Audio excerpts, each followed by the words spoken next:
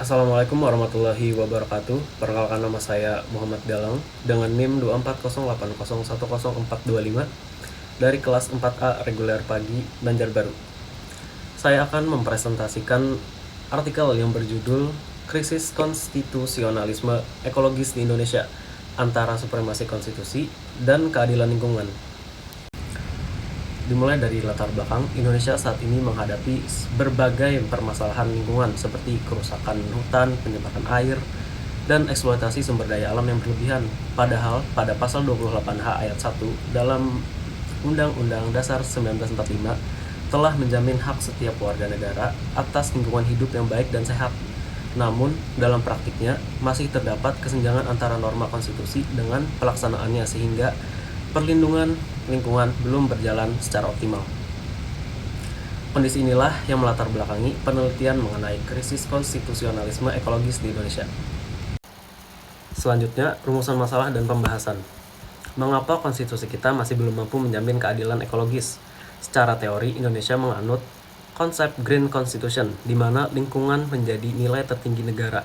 Namun, dalam praktiknya, implementasi ini masih bersifat formalistik. Kebijakan pembangunan kita masih didominasi oleh kepentingan ekonomi dan investasi, ditambah paradigma antroposentris yang menganggap alam sekedar komoditas untuk dieksploitasi.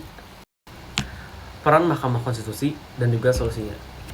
Mahkamah Konstitusi sebenarnya telah berupaya melakukan langkah progresif melalui putusan nomor 35 tahun 2012 terkait hutan adat dan putusan nomor 91 tahun 2020 terkait UU Cipta Kerja. Namun, putusan ini tidak akan berdampak tanpa adanya komitmen penegakan hukum dari pemerintah.